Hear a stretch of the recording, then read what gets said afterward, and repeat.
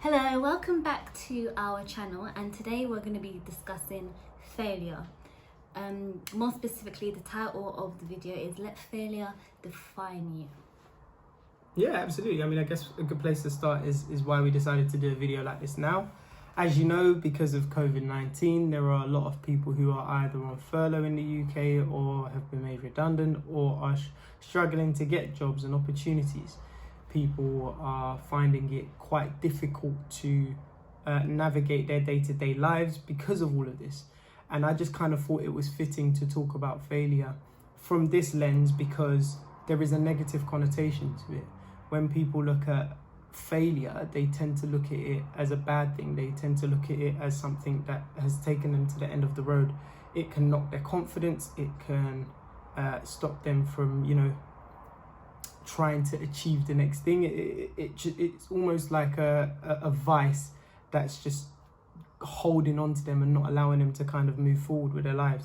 There's just a whole bunch of reasons that are flying around right now that could potentially make people feel like they are failures, and that is not the case. So again, the purpose of this video is to just, put failure into perspective and help us, kind of unpack that and see how we can get there, how we can use that to make it better. And when we say let failure define you, it means, let it fine tune you, let it make you better. Define like high definition TV. But you are anyway. Wow. Cool. So to do that, we wanted to kind of express share some of the failures that we've experienced in our lives and how we allowed it to define us but didn't allow it to define us, if that makes sense. Define us in a good way. Yeah. So let's start with you. Like, what were some of the more notable failures that you experienced that first made you feel like you failed? And then how did you kind of use it to progress forward, or did you even let it push you to progress forward, or did you actually let it stop you, and did it take a knock on your confidence, etc.? I personally feel like I didn't experience failure till I was maybe around 16, 17. So when I was 16, I could get my provisional license. As soon as I was at the age that I could get it, I got it immediately.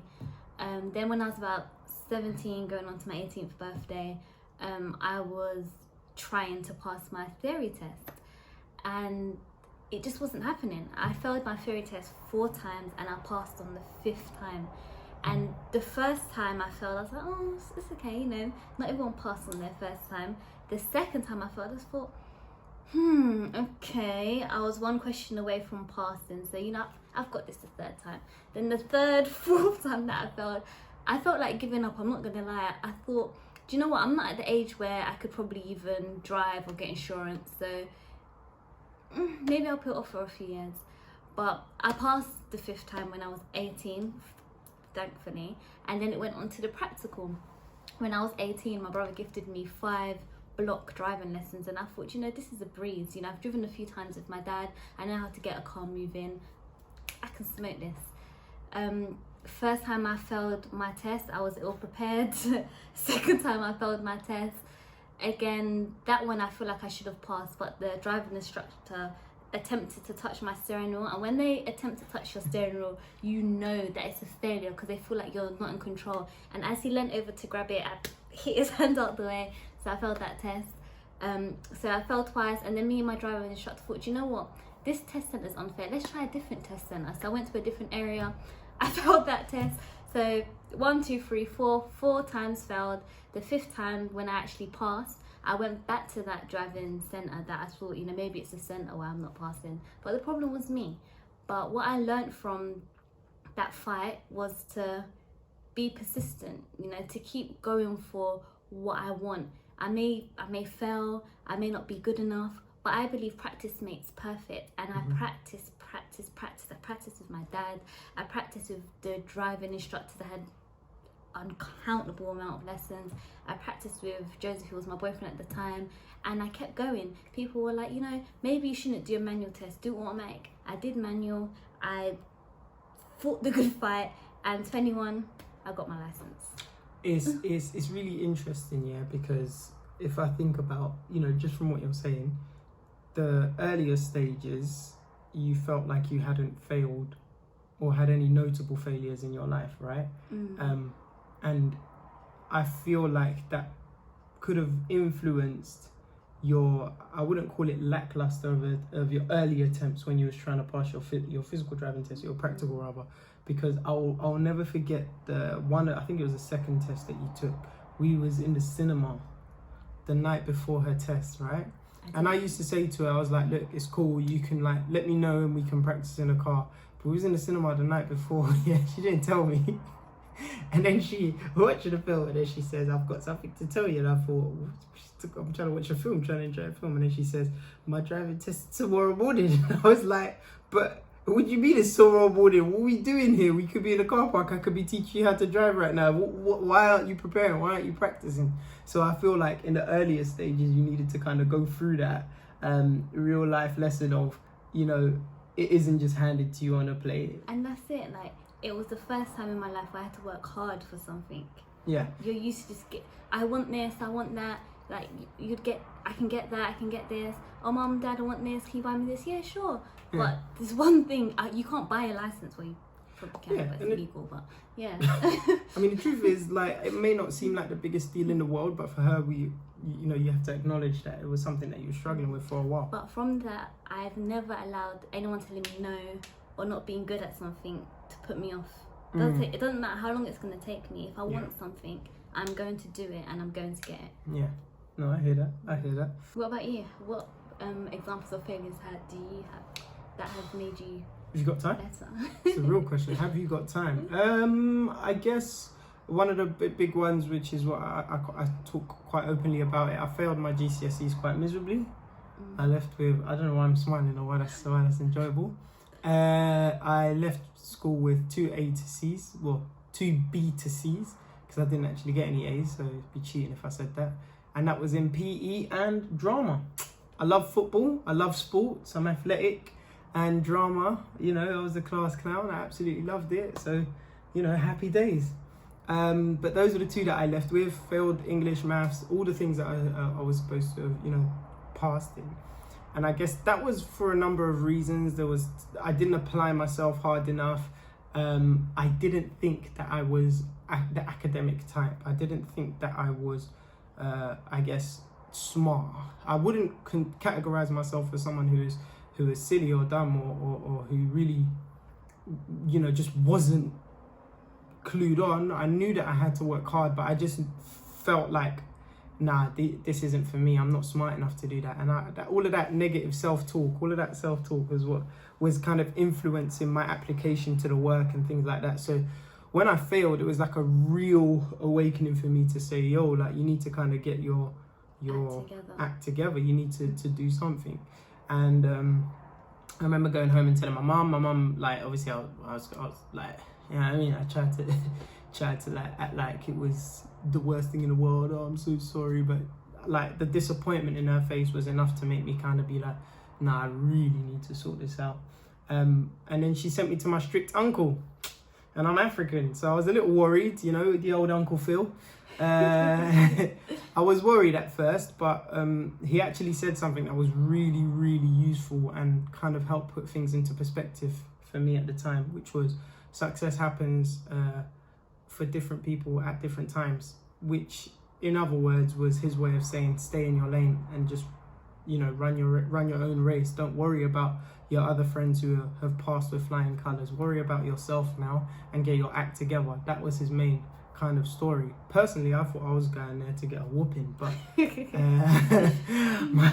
I escaped that one, and I'm in good shape. So here we are. But that was one of the big ones. From there, obviously, I pushed myself. I went back, did an extra year in sixth form. Went to university, and made my mum proud. It was one of the best days of my life, definitely, because, you know, at that point I knew how much it meant to her to kind of flip it on its head. But I find it quite ironic that I've gone from a position of, oh, I absolutely hate education and this isn't for me, and I'm not smart enough and I'm not good enough to actually working in a profession that has pretty much everything to do with education And learning. and you know, I didn't realize. Development. Yeah, I realized that I actually love all of that, but it was just, I guess, the method there. Another time that I can think of off the top of my head. Oh, a job interview. Oh, I applied for a fintech bank who are blowing up right now. In a good way. Yeah, They're you know, doing well. they're doing really well. They're doing really, really well.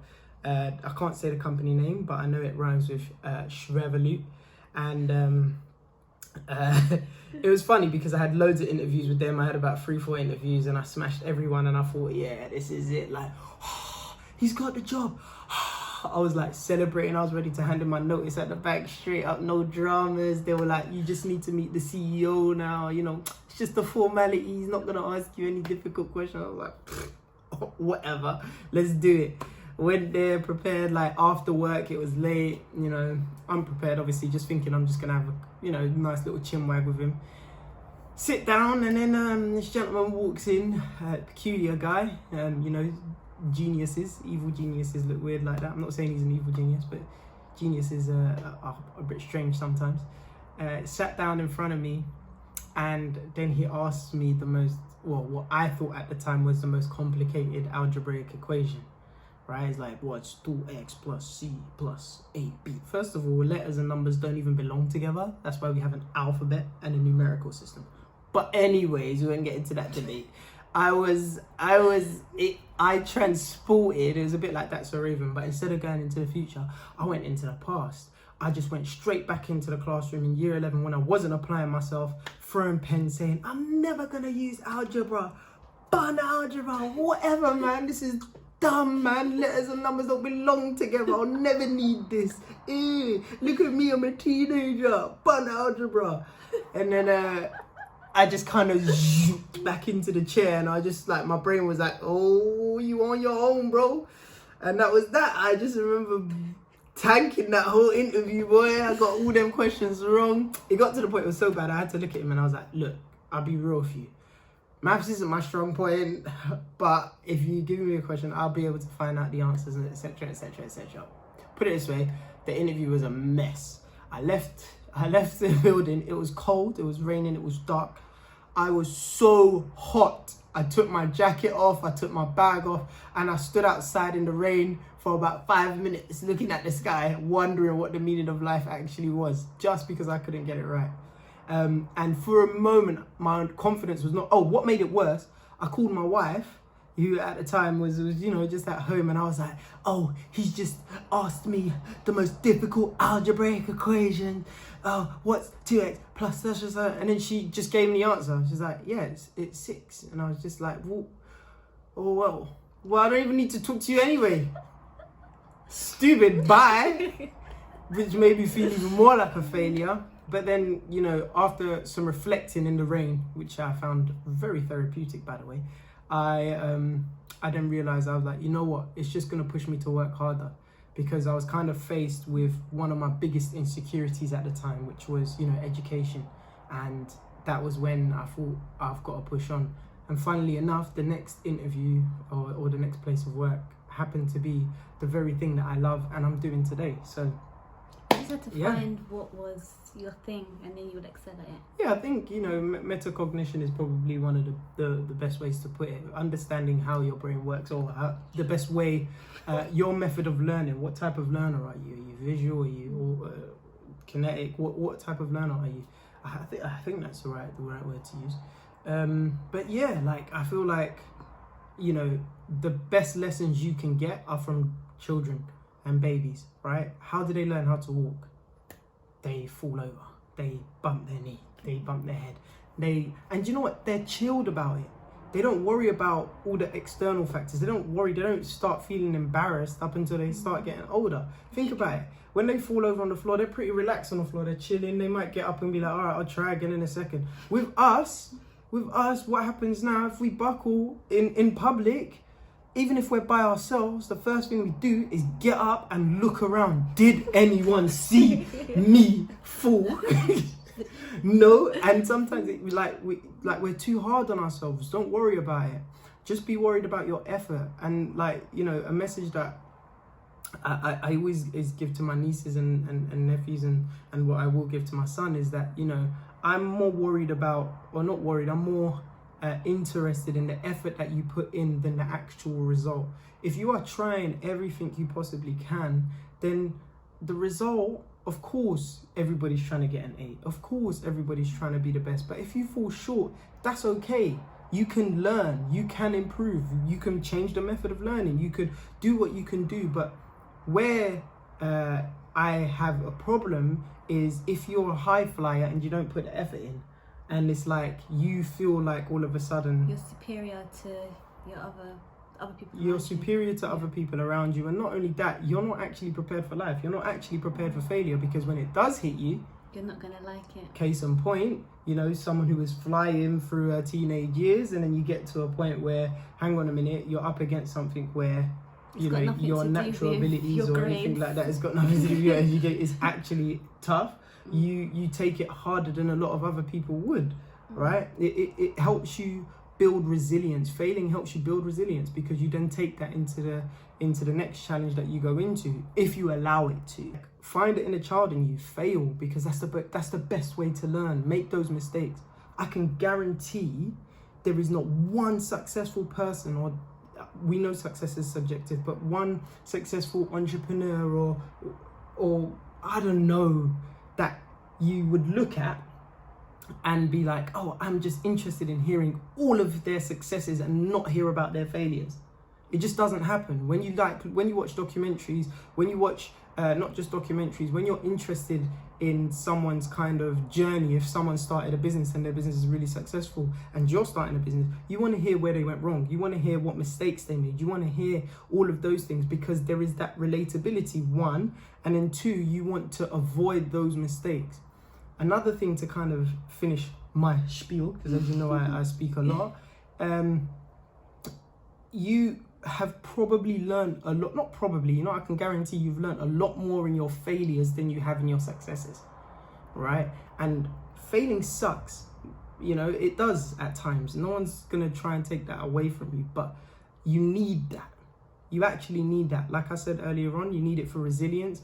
And two, actually, you learn a lot more from failing than succeeding. So let it define you. If you make a mistake and you do fail, say, you know what, it is what it is. I failed. What's the next step now? Don't spend too much time worrying about all the external factors, what other people are thinking of you, you know, how you're going to be perceived, and start worrying about what you're going to do next to use that failure to catapult you to the next step. Indeed. Gosh, that was a lot of words, isn't it? It was just chatting away. You know what I mean? So I hope you found our video helpful. And of course, if you fail, if at first you don't succeed, just get back up and try again. She actually just ripped off Aaliyah and then tried to change the lyrics.